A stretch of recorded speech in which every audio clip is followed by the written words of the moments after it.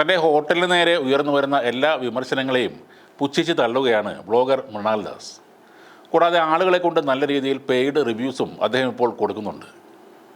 കേരളത്തിലെ അല്ലെങ്കിൽ വന്ദേഭാരത് ട്രെയിനിലെ ഭക്ഷണത്തെ, തിരുവനന്തപുരം ജില്ലയിലെ മൊത്തം ആളുകളുടെ ഭക്ഷണ സംസ്കാരത്തെ അടച്ച് ആക്ഷേപിച്ചിരുന്ന ഈ മൃണാൽ സ്വന്തം സ്ഥാപനത്തിന് നേരെ വിമർശനം വരുമ്പോൾ വല്ലാതെ അസ്വസ്ഥനാവുകയാണ്.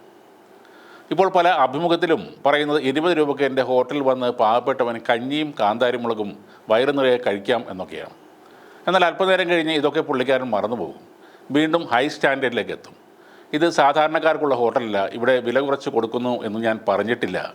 ഇതുപോലുള്ള ഡയലോഗുകൾ പിന്നീട് വന്നു തുടങ്ങും. എന്തുകൊണ്ടാണ് ഇയാളുടെ ഹോട്ടലിൽ വളരെ കുറച്ച് അളവിൽ ഭക്ഷണം കൊടുക്കുന്നത് എന്നതിന് ഇദ്ദേഹത്തിനൊരു ന്യായീകരണമുണ്ട്. ഭക്ഷണത്തിൻ്റെ അളവിനെക്കുറിച്ചുള്ള ചോദ്യം വരുമ്പോൾ അദ്ദേഹത്തിൻ്റെ അച്ഛൻ കുറച്ചേ കഴിക്കൂ, അപ്പോൾ കൂടുതൽ വിളമ്പിയാൽ വേസ്റ്റ് ആകും, അച്ഛനെപ്പോലുള്ള ആളുകൾക്ക് വേണ്ടിയാണ് ഈ ചെറിയ അളവിൽ കൊടുക്കുന്നത് എന്നൊക്കെ വെച്ച് കാച്ചു. നാട്ടിലെ അച്ഛന്മാരെല്ലാം ഒരേപോലെയാണോ ഭക്ഷണം കഴിക്കുന്നതെന്ന് ചോദിക്കരുത്. പിന്നെ പറയുന്നത് വേണമെങ്കിൽ 20 രൂപ കൊടുത്ത് വീണ്ടും വാങ്ങി കഴിക്കാമല്ലോ എന്നാണ്. എന്നാൽ പിന്നെ മാന്യമായ അളവിൽ 40 രൂപയ്ക്ക് ഇത് കൊടുത്തുകൂടെ? ഭക്ഷണം കഴിക്കുമ്പോൾ എഴുന്നേറ്റ് പോയി കൗണ്ടറിൽ ക്യൂ നിന്ന് വീണ്ടും ബില്ലടക്കേണ്ടി വരില്ലല്ലോ. കായയിൽ ബീഫിട്ടാൽ അത് ബീഫിട്ട കായക്കറിയാണ്, അല്ലാതെ കായ ഇട്ട് വെച്ച ബീഫ് കറിയല്ല. അതും അളവ് കുറവാണെന്ന് പറഞ്ഞാൽ 2 എണ്ണം മേടിച്ച് കഴിക്കാൻ ഇദ്ദേഹം ഉപദേശിക്കും. സ്വന്തം വീഡിയോകളിൽ മറ്റുള്ള ഹോട്ടലുകളിലെ ഹൈജീൻ ഇഷ്യൂ പറയാൻ മൃണാലിന് യാതൊരു മടിയുമില്ല. എന്നാൽ ഇയാളുടെ ഹോട്ടലിൽ ഈച്ചയുണ്ടെന്ന് പറഞ്ഞാൽ ഇതൊന്നും ഞാൻ വളർത്തുന്ന ഈച്ചയല്ല എന്ന തമാശയാണ് മറുപടിയായി പറയുന്നത്.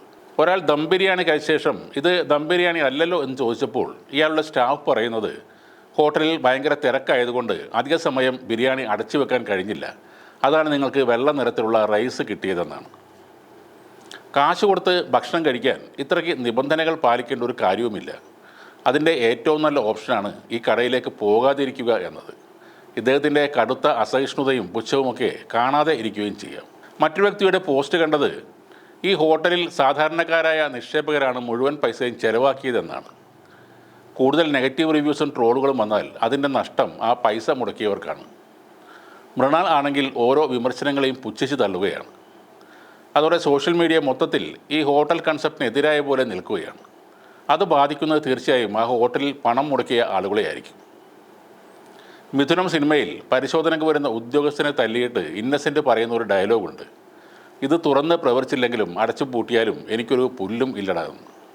വിമർശിക്കുന്നവരെ ഒന്നടങ്കം തരം താഴ്ത്തി പൂശിക്കുന്ന മൃണാളും ചെയ്യുന്നത് അതുതന്നെയാണ്.